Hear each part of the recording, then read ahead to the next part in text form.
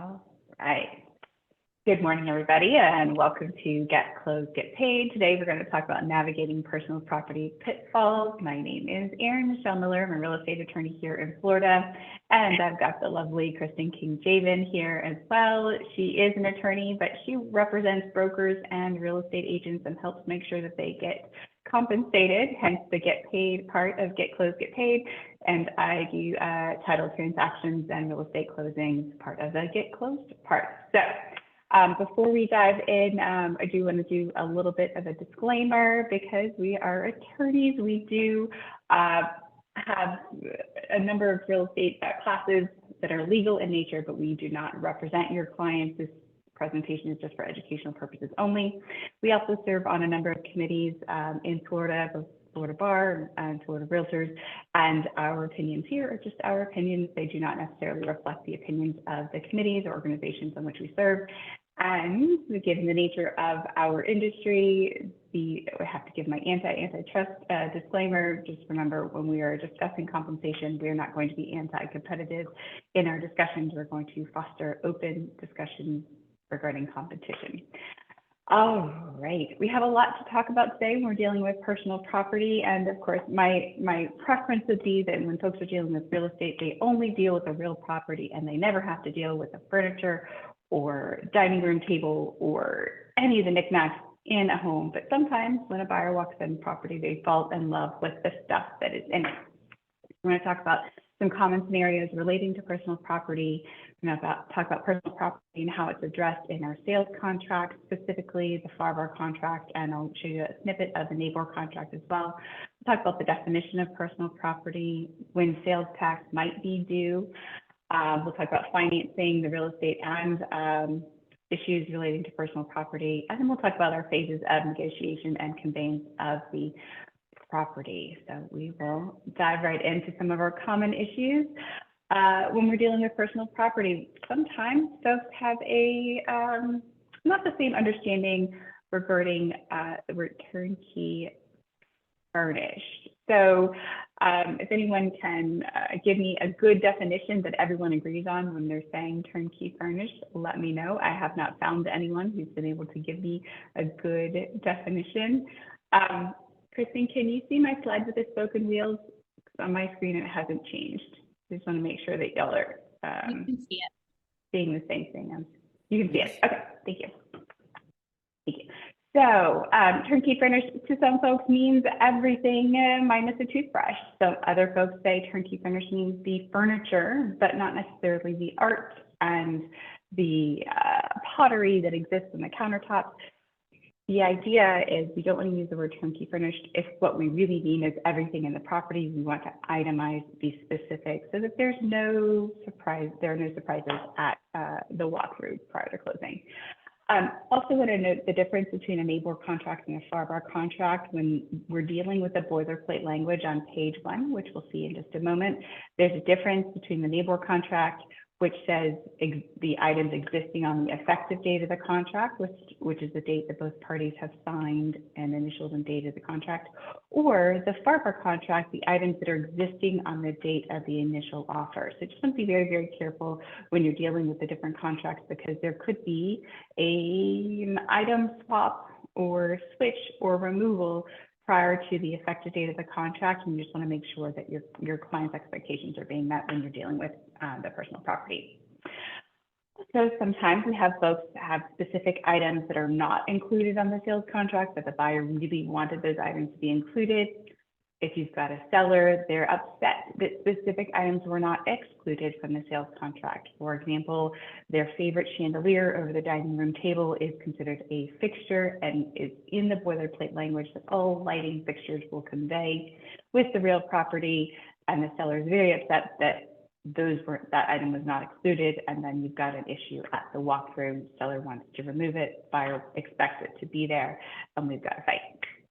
Also, we've got some sometimes agents will say, well, the parties have agreed, they've got a handshake agreement. Great, wonderful.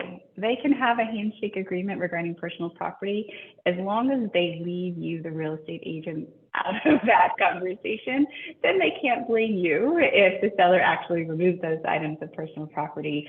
Again, it is best to have all of your agreements in writing, preferably either in the sales contract or a personal property agreement that is prepared by real estate counsel.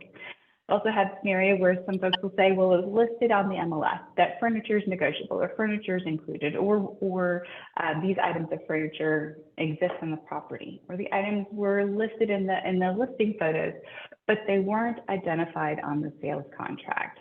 So as we know, just because it is an MLS doesn't mean that's part of the binding contract between the buyer and the seller. If the buyer wants specific items of personal property, and there are items that are not included in that boilerplate language of the contract, it needs to be written out in page 1 of the contract or in other terms or in an addendum. Sometimes we have a scenario where a lender will not allow items of personal property to be listed on the contract.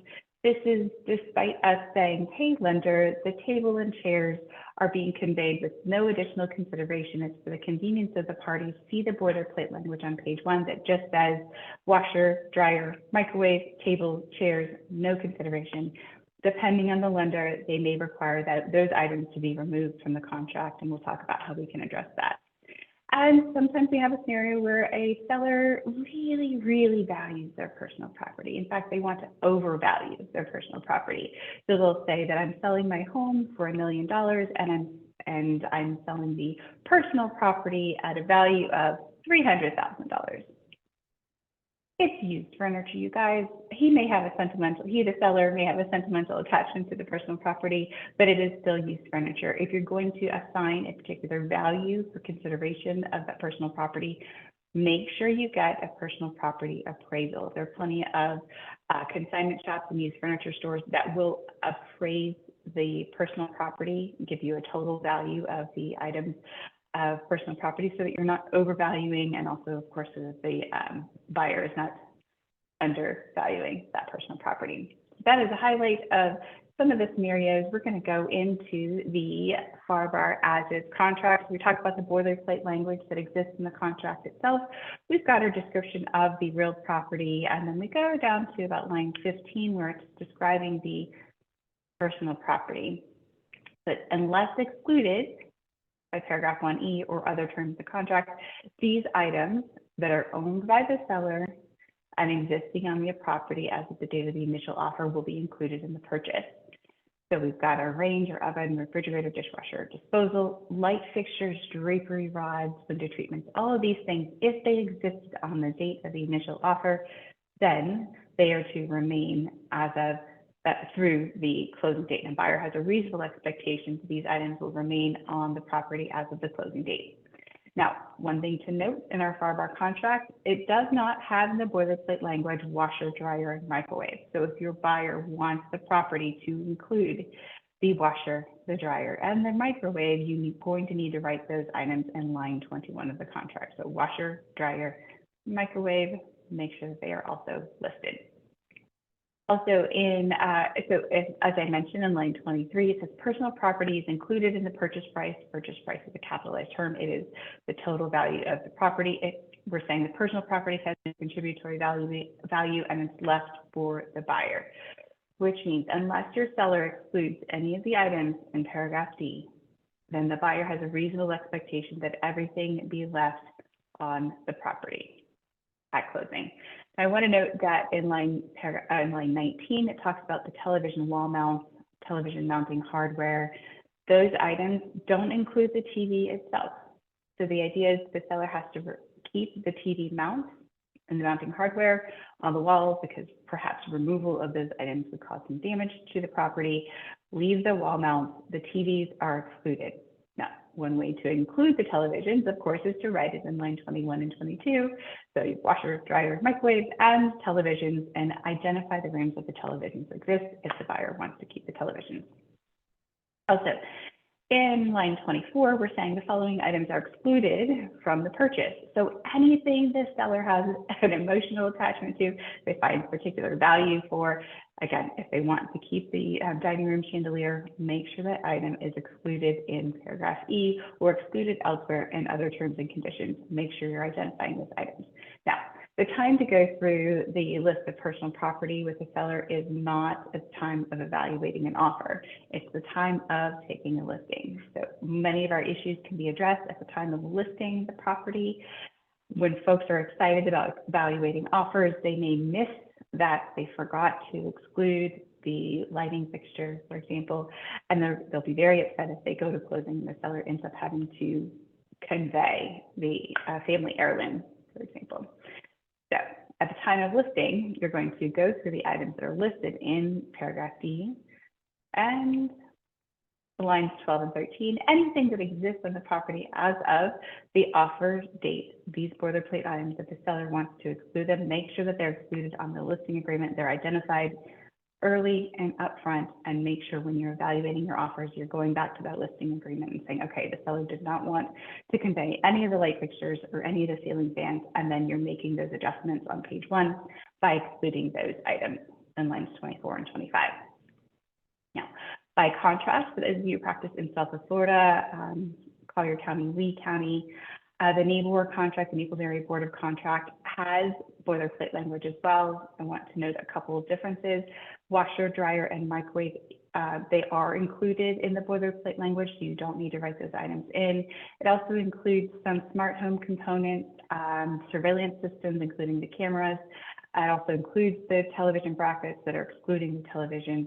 If the buyer wants to include the TVs, make sure that you write it in lines 9 and 10 or 14, 15, and 16. So again, all of these items that exist in the NABOR land, if the seller has them on the effective date of the contract, the buyer has a reasonable expectation that the seller is going to convey the real property, including all these fixtures and items of personal property. You have the opportunity to exclude items of personal property in lines 19 and 20. And the NABOR contract has similar language that says the personal property is free from liens, deemed without value, left for the convenience of the parties, and transferred without consideration unless otherwise agreed to by the parties. Now, what we sometimes see, whether it's the NABOR contract or the FARBAR contract, is we see that says in line 9 or line 14, 15, it will say furnished. I don't know what furnished means. Your best bet is to make sure that every article of furniture, every piece of artwork, every item that the buyer wants is identified. So you're not going to have the space to complete that in lines 21 and 22. What I suggest, again, at the time of listing, if your seller is willing to convey the property with a complete inventory of furniture and furnishings, make sure they have the inventory list of the items that would be included with the sale of the property and the items that would be excluded. Sometimes the sellers don't have the time to go through and identify the items that exist on the property. So the listing agent sometimes will go through and create that list, go room by room and identify the items that the seller is willing to convey: the bedroom furniture, the bed, the table, chairs, desks, all of the items of personal property that the seller is willing to convey. At the seller initial date, all of those items, include the write down the excluded items as well, and reference in line 21 and 22 all of the items listed on the inventory attached as Exhibit A. Attach the inventory list as an addendum to your sales contract, reference the addendum in paragraph 19, attach it to your sales contract, and those items of personal property will be included as part of your real property. If you leave it vague, furnished, for example, there is a chance that the items, the Tommy Bahama furniture, as of the effective date, might be replaced with IKEA furniture on the closing date. You want to make sure you're very specific as the items exist. Sometimes folks will use photo inventory. That's probably your best bet to identify all of the items of personal property. Now, my preference still is that buyers focus on the real property. They can always get furniture. And that sellers focus on the real property because they can always move out their furniture if the buyer doesn't want it. But we know in the real world that buyers sometimes get very attached to personal property, and we want to make sure that those items are included. Tell you about what keeps me up at night. We have some agents that will sort of venture outside of that carve-out exemption for the unlicensed practice of law for real estate agents. So it's very clear here in the state of Florida that agents can, quote, practice law without a license so long as they're preparing documents for the sale of real property using the forms provided by the state.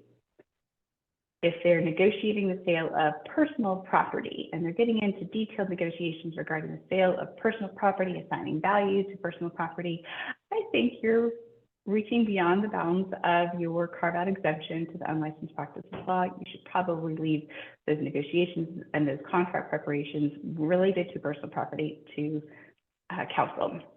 What else keeps me up at night? MLS rules are sometimes unclear whether the agents can negotiate for the sale of personal property. Other MLS boards have decided that agents can negotiate the sale of personal property that is incidental to the sale of real estate.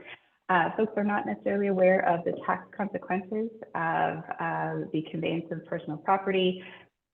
We also sometimes are met with client expectations that are unrealistic, or perhaps they thought one thing at the beginning of the transaction when everyone was happy, and as they go through the walkthrough, their expectations are not met. And of course, we also have to deal with some lender issues. So, as I mentioned, unlicensed practice law, we know that a real estate licensee can prepare sales contracts for the sale of real estate, but any other documents really should be prepared by a member of the Florida Bar.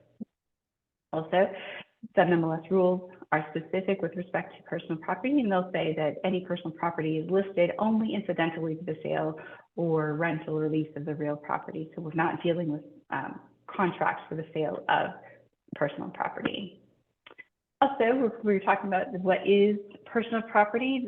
Florida Department of Revenue uses their guide for defining personalty or personal property for tax purposes, where the personal property can be removed without material or substantial injury to either the real or personal property. Again, table and chairs can be removed from the real property. It is personal property. When we're talking about documentary stamp tax, we know that is a tax on the transfer of real property, the sale of real estate, and it's paid at 70 cents per $100 of consideration. When we have personal property that's conveyed with the real property for no additional consideration, the documentary stamp taxes are paid at closing based on the purchase price. Again, we've identified in our sales contract that there is no additional value, no contributory value of some of that personal property that is being conveyed for the convenience of the parties. However, Florida sales tax would be due when the personal property is separately itemized and the sales price is separately stated on the sales document. So if there's a contract between the buyer and the seller for the sale of the entire household of furniture for $10,000, and each of those items are listed that it's the table and chairs is $500, the sofa is $1,000, sales tax would likely be due in that scenario. So you want to be very, very careful when you're identifying the items for conveyance.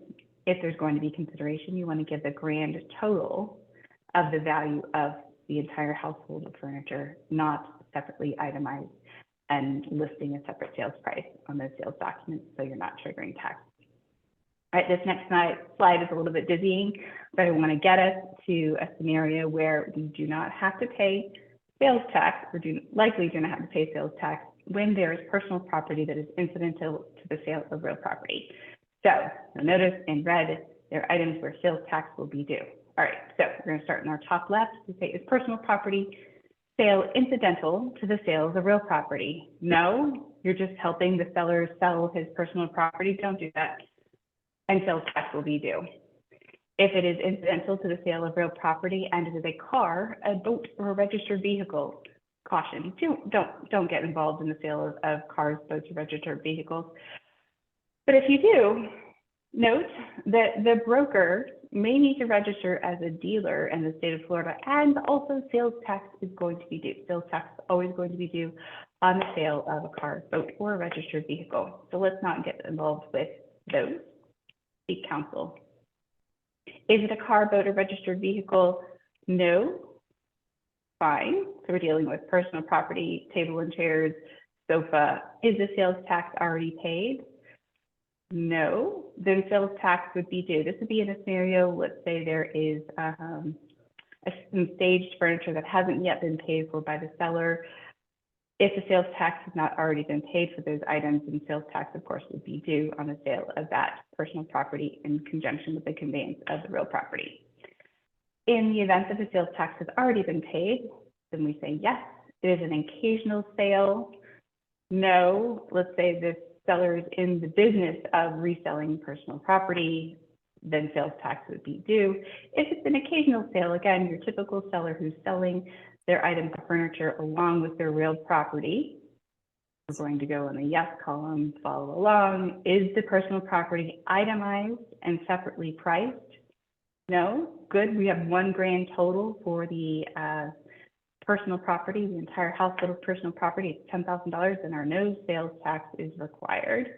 Now, if we have a personal property that is itemized and separately priced, again, that's your table and chairs for $500 or sofa for $1,000. The answer, if that is yes, then the broker also may need to register as a dealer and sales tax would likely be due.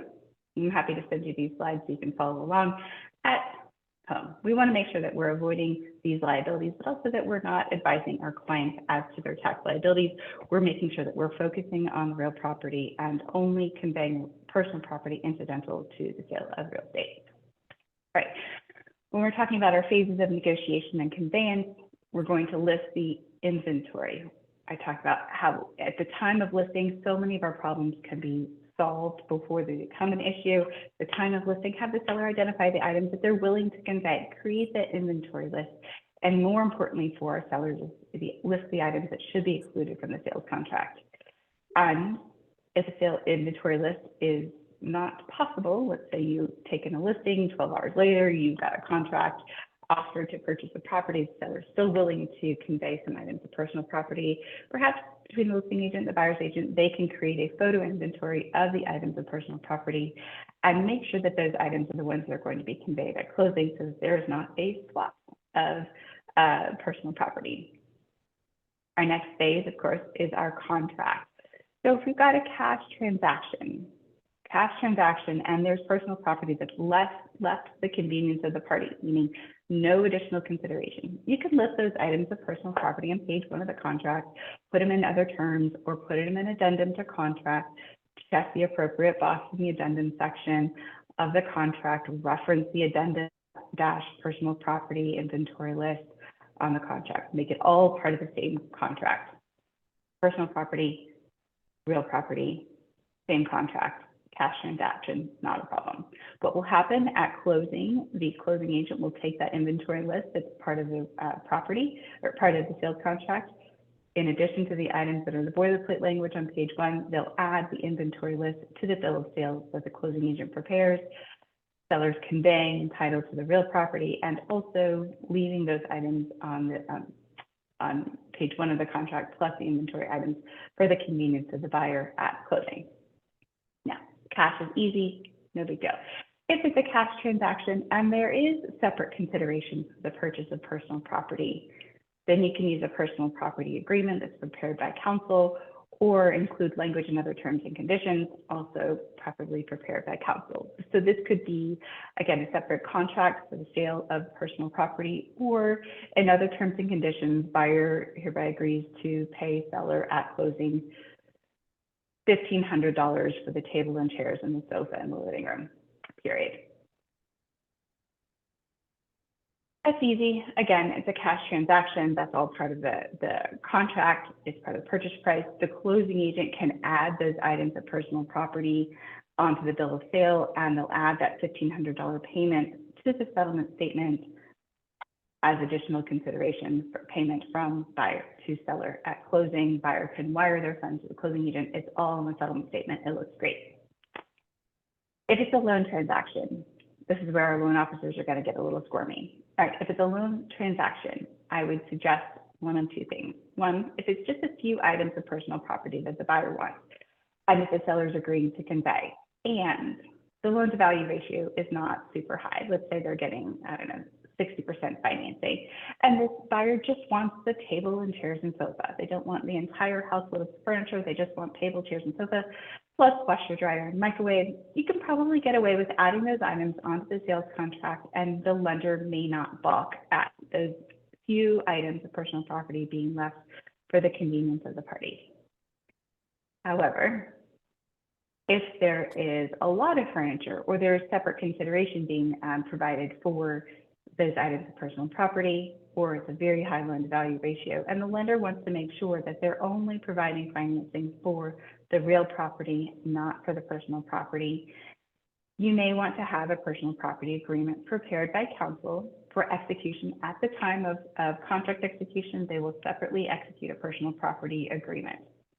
And this is where the loan officers are going to get squirmy. They're going to say, well, I don't want to know about this personal property agreement. You say, that's fine. You don't have to want to know about it, but we're not going to commit mortgage fraud. So we're going to let you know that we're executing the sales contract, and separately, the seller is agreeing to convey the household of furniture to the purchaser, contingent upon the sale of the real property. So here we've got the sales contract. At the same time, the buyer and seller entering this personal property agreement, itemizing the items that the sellers are agreeing to convey for or without consideration. The personal property agreement will identify those items, parties execute, and we have two separate agreements. We provide both to the loan officer. The loan officer wants to throw away the personal property agreement, that's fine, but at least we provided it to them. We are not hiding anything. Now, what we want to make sure is our buyer is being protected, their expectations are being managed, that at the time of closing, they have a reasonable expectation that the items that are listed on the personal property agreement or on page 1 of the contract or in other terms and conditions exist on the walkthrough and closing. Without an agreement in writing between the buyer and the seller, there is no requirement really for a seller to leave items of personal property in the property as of closing. But also, we have a lot of sellers who don't want to deal with moving out a bunch of their furniture. So unless there's an agreement between the buyer and the seller that the buyer agrees to allow the seller, for the convenience of the seller, to leave their household of furniture and just remove their personal belongings, without this agreement between the buyer and the seller would have to remove all of their personal property except for the boilerplate items. The seller would have to remove all of their personal property and leave the property in a broom swept condition as of the closing date.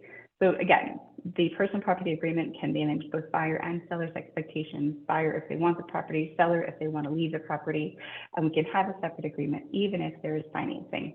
But what we're not going to do is hide it from our lender friends. All right, if the buyer is going to be paying separate consideration for personal property, I would suggest, although only a few people have taken me up on this, but I would suggest getting a personal property appraisal for the total value of the items that will be conveyed. For example, if I went and I wanted to buy this condo, it appears to be turnkey furnished, and the seller wants a value for the personal property. I want to make sure as the buyer that I'm not overpaying for those items of personal property, and the seller, we want to make sure that the seller is not overvaluing his property in order to avoid dock stamps and property taxes.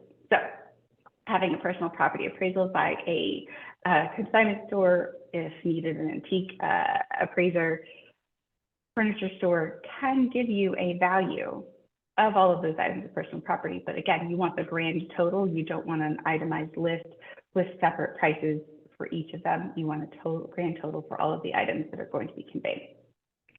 It also reduces the chance of disagreement between a buyer and seller as to the value of the used furniture. Again, sellers who love their furniture, it's just still used furniture. Sellers are very attached to their furniture and they think there's a certain value that makes sense to them. In reality, if you get an appraisal, the parties can agree as to the appraised value. Buyers only paying the appraised value. Seller hopefully can accept that by an expert. Also, an appraisal can provide some support if, for some reason, the parties are accused of overvaluing personal property to reduce dock stamps and property tax liability. You don't want to be put in a situation where a seller is saying, I'm selling the home for $100,000 and this 10-year-old used furniture for $300,000. So we're going to drop the purchase price to $700,000 as personal properties here. I have to pay less in dock stamps. I have to pay less in property tax. We are not doing any of that. We're making sure that if there is a separate value that is assigned to the personal property, that is supported by an appraisal. All right, our next phase of negotiation and conveyance, we're going to have a personal property agreement, again, prepared by counsel, please. The separate contract between the buyer and the seller for the purchase of personal property will include that inventory list, and will say this inventory is free from liens and encumbrances, meaning it is not rented furniture. It is owned actually by the seller. It's not the neighbor's furniture that the seller was borrowing. And if there's separate consideration for that personal property, the buyer will pay the seller at closing by cashier's check, by wire transfer, whatever the parties agree to. The buyer is paying the seller at closing, and the seller will provide a bill of sale for the items listed on that inventory list. Also, we're confirming in this personal property agreement that the transfer of the personal property will occur simultaneously with the closing of the real property. What you don't want to do is have a scenario where the seller is forced to sell the personal property to the buyer, and the buyer ultimately doesn't close on the real property. And the personal property agreement will include the occasional sale exclusion language, essentially indicating that the sales tax has already been paid and this personal property is being conveyed, and it is excluded from the requirement of sales tax. Now, a cautionary tale about the bill of sale. I have seen some transactions at the very beginning of the transaction, buyer and seller enter into a sales contract, and along with the sales contract comes a bill of sale. I think their intention was to use a bill of sale like a personal property agreement, that the seller has the obligation to convey certain items of personal property along with the real property. However, the bill of sale is a receipt. It is the buyer's receipt from the seller that the personal property has been conveyed to the buyer. At the time of contract execution is not the time to provide a receipt to the buyer for the personal property when they don't yet own the real property. Also, I would venture to say that the bill of sale is an item should be prepared by the title company or the law firm handling closing, not by a real estate agent, because the bill of sale, again, is for the conveyance of personal property, and the real estate agent's licensee's exclusion from the unlicensed practice of law does not extend to personal property. So keep your focus on the real property. Again, we were not preparing bills of sale, we're not preparing personal property agreements. Have an attorney prepare those items. And I have some resources here for you. I can send you our slides. And that is all I have regarding personal property, making sure that we are staying clear of violating our tax laws, making sure that we are being mindful of negotiating the value of the personal property, using an appraisal if we can. Most of these issues can be addressed at the beginning when a seller is indicating they're willing to convey their personal property at closing. Go ahead and get that inventory list ready, get the exclusion list ready. Buyers, agents, if they're going to make an offer on property that has personal property listed, that furniture is negotiable, go ahead and negotiate that up front. If there's going to be a value attached to that personal property, have an attorney prepare a personal property agreement, again, based on a reasonable value, fair market value of the used furniture or conveyance or no consideration. And yeah, I think I covered it. Did you have any questions for me? Did I miss something? Record time. So good. Woo. I learned a lot. What happens most of the time is there's a walkthrough and the buyer says, this is not what I expected. And they're disappointed, right? And at the beginning of the transaction, sometimes things are missed.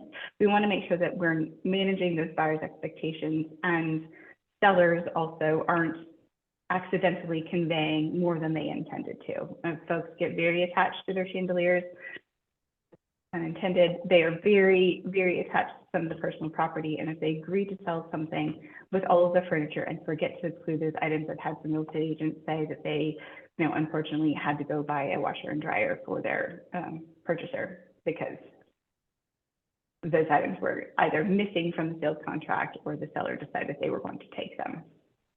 So we've got a whole lot of new classes coming up. I've adjusted our 2024 class schedule. So we've got a bonus class on March 26th. It is not our regularly scheduled second Tuesday of the month. It is a bonus class on hurricane preparations for real estate agents. So it was really important to have this class before we really get into hurricane season so folks can understand what happens in the event there is a storm, we'll talk about force majeure. We'll talk about the seller's risk of loss, the necessity to make sure that the seller maintains their insurance in place through closing and disbursement of the transaction, and how we can answer our questions for our clients as to what if a storm hits. We'll talk about some of those scenarios based on my experience in Southwest Florida after Hurricane Ian. The contracts are very good at addressing these issues, but sometimes the attorneys don't always agree as to how the contract should be interpreted. So we'll talk through some of those scenarios. On April 9th, we'll have an update. We'll do a buyer broker mastermind. This is we teach the class pretty frequently, but every time we teach the class, there's a tweak or two, because there have either been new cases that have come out or new issues that we need to address. So we'll talk about that. We'll also talk about the DOJ's interpretation of how broker compensation should be handled. On May 14th, we'll give a legislative session recap. There are a number of bills in session that deal with real property, real estate agents, and things that are affecting our industry. So we'll go through that. On June 11th, we'll do a deep dive into condo and HOA disclosures. This is so very important. Any chance I get to talk about condos and HOA disclosures, I do. In fact, it is the #1 way a buyer or seller could get out of real estate transaction if they find something that is unsatisfactory to them up to closing. And I say that with such confidence because almost every transaction has something wrong with the HOA disclosure that was provided, or there are some condo documents that are missing if the property is a condo. And by statute, a buyer could terminate the contract if HOA disclosure is invalid, improper, incorrect, and if this buyer did not receive all of those condo documents that are required by Chapter 718. And on July 9th, we have a special session, video content for real estate agents. Kristen, you want to tell me about that? Who's our special guest that day?